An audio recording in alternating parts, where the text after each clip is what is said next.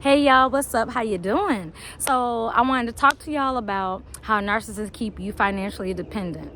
All right. YouTube had took down my video that's been up for 4 years. They claim it's because I was spreading medical misinformation.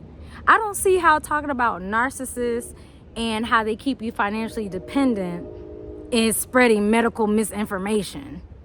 I don't see how that is the case at all whatsoever. All of these people making YouTube videos on Instagram, Facebook, and TikTok talking about narcissists because you're either a child of a narcissistic mother, father, or you know a narcissist, dated a narcissist, was married to one. Somewhere along the line, you have met a real life narcissist, and that's why you feel okay to talk about it. I thank God for the internet, because if it wasn't for the internet, I would have never known what narcissism was. There's a lot of people out here using it as a buzzword. Like if you say, oh, it's a sunny day today. No, it's raining today. You're a narcissist. No, that's not what a narcissist is. People truly don't know unless you've really, really been in the trenches, okay? I've been in it 27, 28 years, all right, with my mom until I cut her off. Now, I think the last time, the only reason why I entertained her was for teaching moments on my YouTube channel of how narcissists are. I even told her, keep it up. My audience loves it. Give me juice, because I'm the juice. So give me juice. You know what I'm saying? She been real quiet. But I know she watched my channel, because why else would you be so mad? Why would you be sending flying monkeys to my channel to try to tell me, she's not that bad, you shouldn't, nah, fuck off is what you can do. You can majorly fuck off, okay? And that's not YouTube appropriate, but it don't matter because I'm not even getting paid. I'm putting the information out raw, harshly, whatever way you want to take it. If your foot gets stepped on, that means you need to look in the mirror. All right? That's all that means. So you got two choices. Either you're okay being the same person, doing the same things, which means you're in an insanity loop, or you're going to break the cycle and the insanity loop and actually do things different. My mom would always tell me, you ain't nothing like me. You different. Yeah, I'm different. Yeah, different. I'm different. Yeah, I'm different. You right, I'm different. I'm different because God did not call me to be amongst sheep. All right? God didn't sit there and anoint me and have my back, all this time for me to worry about your thoughts and your feelings that are puny in comparison to my own. Especially when I know God thinks the most of me, thinks more highly of me than I probably think of my damn self. So at the end of the day, what does a narcissist's thoughts and feelings mean? Not a hill of beans, not poop on a stick. But they love to keep you financially dependent on them.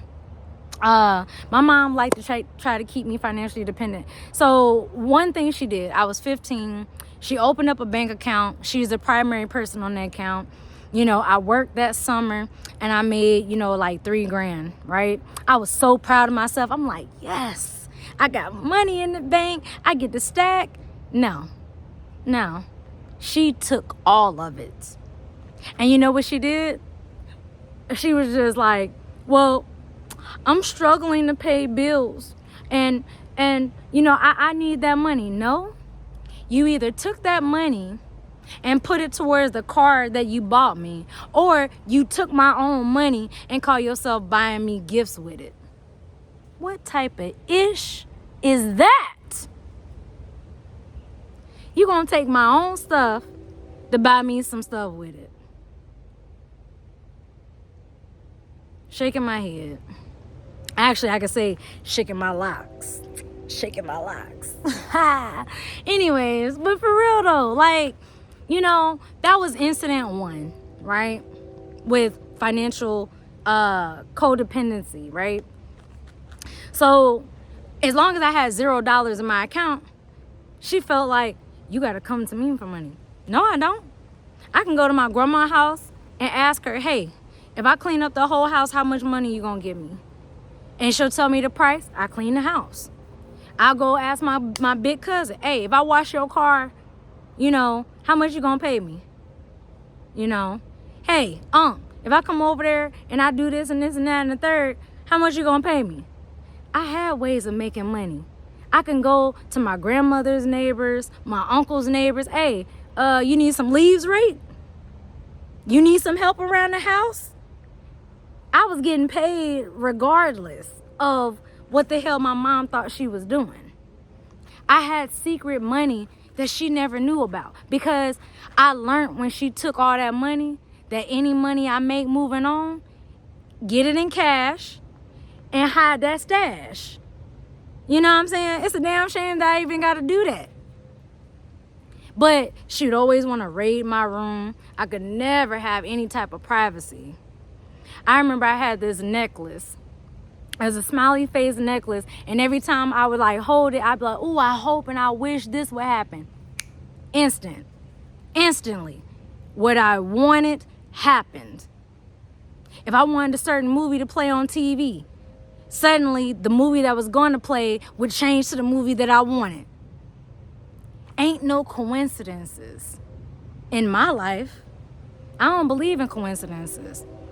I speak my reality into existence. That's why I'm so happy now. I had to speak into my reality. God, look, I'm tired. Separate me from my mom. See, God has to separate the wheat from the tare. If God would have separated me from my mother too early, I wouldn't have been able to see what I needed to see and to know what it is that I needed to know, right? So anybody dealing with narcissists, you probably think, damn, I'm dumb. How did I get in this situation? How this, how that? Let me tell you, there's always a testimony in it. Your pain can be transformed and you can be healed. I promise you. Because on the other side, it is wonderful over here. I ain't been online for a minute, but that's because I don't have narcissists in my life. I am a narc repellent now. I'm assertive. I got boundaries. If I state my boundaries and you cross that line anyway, disrespecting me, well, this is a great analogy right here. Narcissists are like Drake. Empaths are like Kendrick Lamar. Kendrick Lamar smoked Drake. Toasted him. He got cooked in the pot, okay? I don't care what nobody say. Kendrick won the rap beef. Empaths worldwide, we Kendrick Lamar, all right? Hey, hey, hey, hey, hey, hey, run for your life, run for your life, hey, hey, hey, run for your life, hey, hey, hey, run for your life. I'm for real, because think about it, right? If you don't know, you should go listen to all these songs. So look up Kendrick Lamar, Like That, that beat go hard. Euphoria, Meet the Grams, They Not Like Us. Why? No, I think it's called Not Like Us. Oh my God. Kendrick cooked Drake. But that's how an empath cooks a narcissist. And in one of his lyrics, Kendrick actually referred to Drake as a narcissist. Now, I don't know how true it is because I don't know Drake. But I just found that analogy to be very ironic right now. You know what I'm saying? But for real though, on some real stuff, empaths, run for your life. You have to run for your life. You really do. Otherwise, you are going to suffer mental health issues, physical ailments and diseases, emotional issues, and damn near spiritual death. Like, for real. If you look at yourself in pictures back when you were around this narcissist, whoever they are in your life, and you look at the pictures of now that you've been no contact, you remove them out your life, or if you haven't done that, but you at least have limited contact, you'll notice you look way different than before, you know. But that's a whole nother video on that. Let me stay on topic about the financial dependence, all right?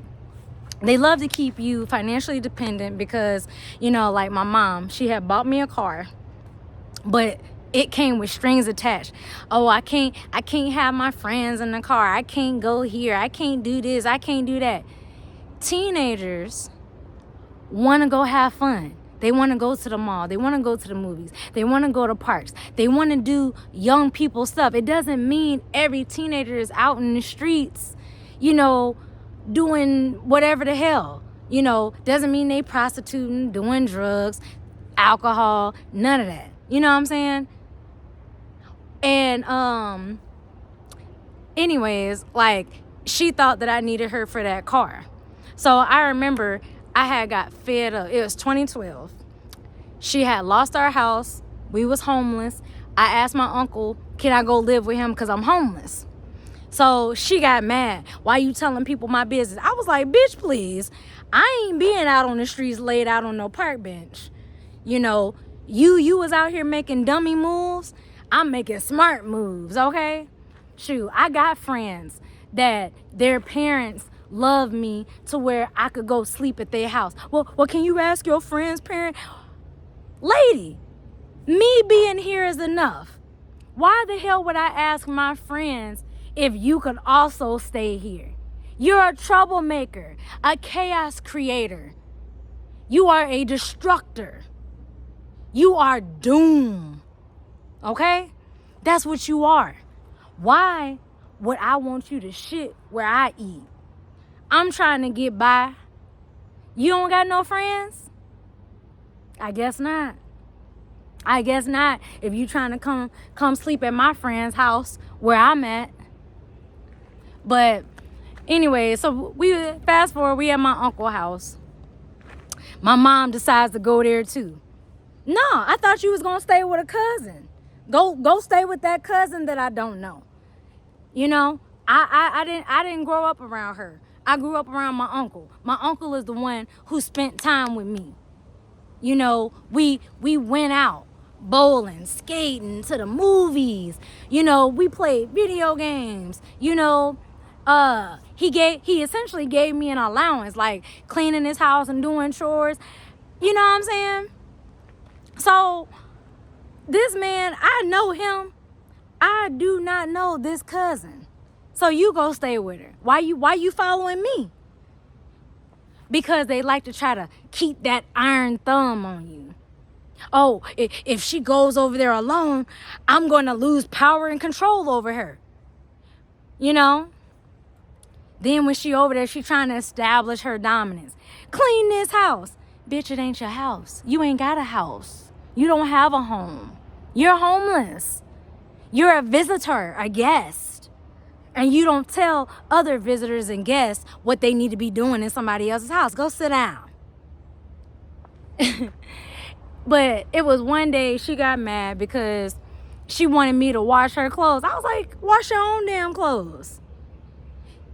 You caused me to be homeless with you. You didn't have a discussion with me about your poor financial decisions that led to homelessness and eviction. So, with that being said, I'm not going to wash your clothes. And I'm like, talking to you is useless. But watch these dirty ass drawers still be sitting right here in this basket. Then she up there starting an argument because I didn't want to wash her funky ass booty, stinking ass drawers. Bitch. I'm like 21. I don't do other people's laundry. No, them days is over. I do my own and my own only. All right? So now here she is trying to be mad because she wants to keep power and control over me. Give me my phone. Give me my car keys. Here, take your phone. Take the keys. Hey, Unc, Can we go to the phone store? I need my Boost mobile phone to be put on. Yeah, I'll turn it on. Cool, bet. What time tomorrow? All right, thank you. Oh, I know she didn't just ask for assistance outside of me, her mother. Yeah, I did.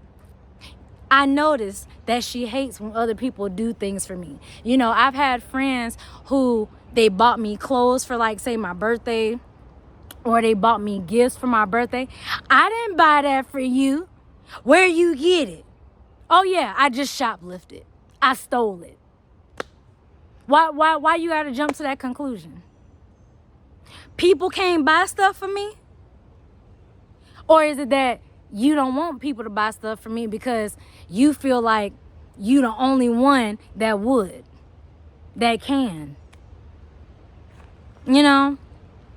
But anyways, so the moment that my uncle offered to let me use one of his cars, and he was gonna take me to the phone store to go get a phone turned on. Here, you can have your phone back. You can have the keys back. I don't need your car. I'm okay walking, catching a bus, asking a friend for a ride. I'm not above none of that. I'm not above, going to work and paying my own phone bill. But see, she wanted me financially dependent on her. You don't know how to pay no bills? Well, it's time that I damn learn. Because you know what? You wanted me to learn how to be independent. You wanted me to learn how to wash dishes, do laundry, and clean the house so you could have a little maid slave. You know what I'm saying? They love slaves.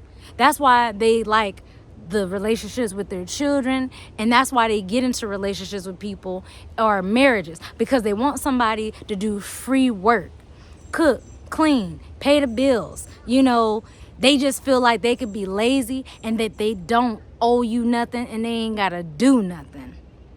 You know what I'm saying? You doing all the work and they just kicking back, reaping the benefits. That's a one-way street relationship. No, it should be mutual, two-way road, okay?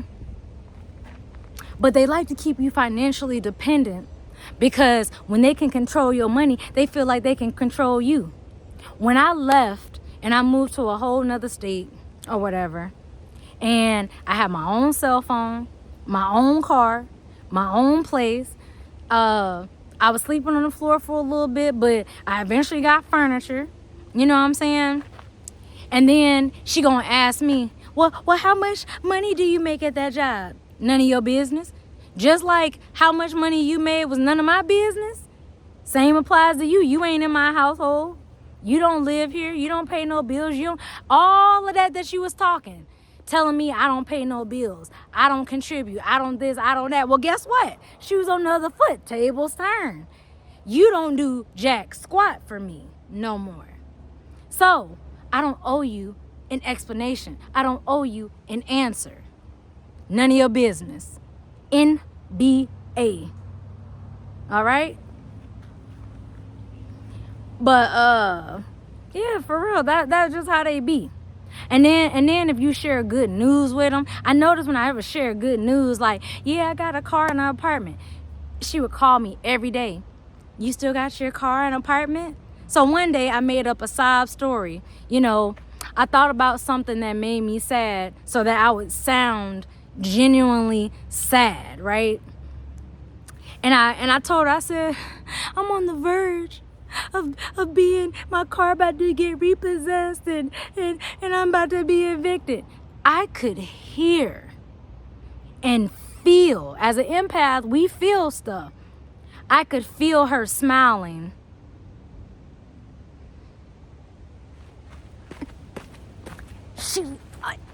Mute.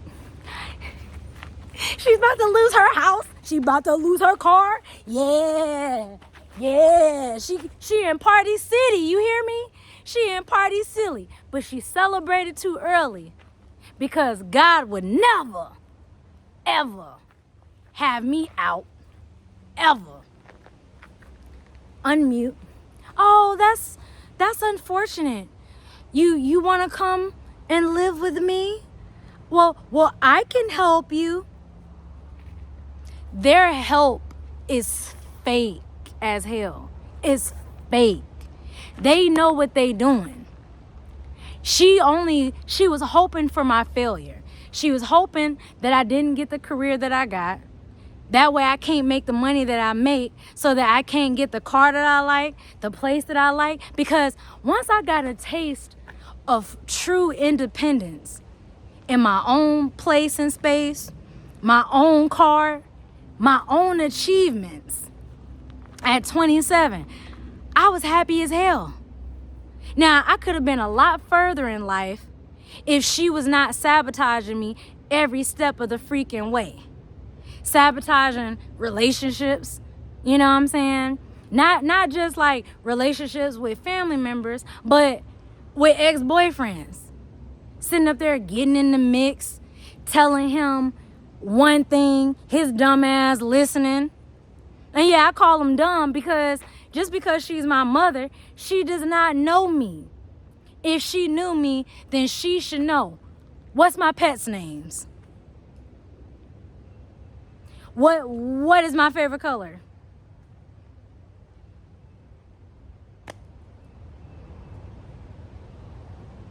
Nothing? Crickets? You know what I'm saying? Narcissists do not know you.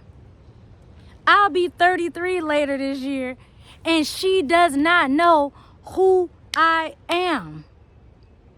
She don't know me. Because if she knew me, she would have known how to treat me, because now she's reaping what she sows. And she's reaping it heavy. Because why else would you be calling me last year, begging me to come back and live with you? You couldn't wait to kick me out at 18. Now you begging me back at 30? But you already told me the game plan, ma'am. You told me the game plan. You told me when we was living at my uncle's house, well, we gonna get a place, and me and you, we gonna pay the bills, while my pedophile brother gets to sit on his ass at 40 and do absolutely dog shit. And then you telling me that my 24-year-old niece ain't gotta do shit, and she got a baby. That's 4 adults in one house. And then here she is. Well, I'm retired. So you thought that I was gonna be a fool. You thought that I was gonna take care of a pedophile supporter, a pedophile, and I ain't even gonna speak on my niece because she ain't did nothing. All right? I ain't gonna say she innocent, but she ain't really did nothing. She ain't went to prison for pedophilia like her daddy did. And I know for a fact that my mom knew that my brother was diddling kids like Diddy. All right? That's why y'all mad at me. Y'all want me to... Y'all want me to shut the fuck up so bad? But God said, wop. Moving y'all out my way so that I could speak and talk to who needs to hear this. Because ain't nobody playing with y'all. Empaths are not playing with narcissists. We will destroy you. Destroy you by no contact, ignoring you, making you irrelevant, non-existent. Because she don't got rent in my head. I be living life carefree. But I wanted to talk about this because YouTube took that video down being petty. So yeah, I'm going to talk about how that they like to keep you financially dependent on them. You try to be independent and do something on your own, you know, they want to sit there and downplay it, talk down on it, you know.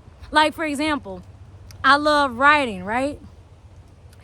Oh, you don't nobody read books. Just say you stupid.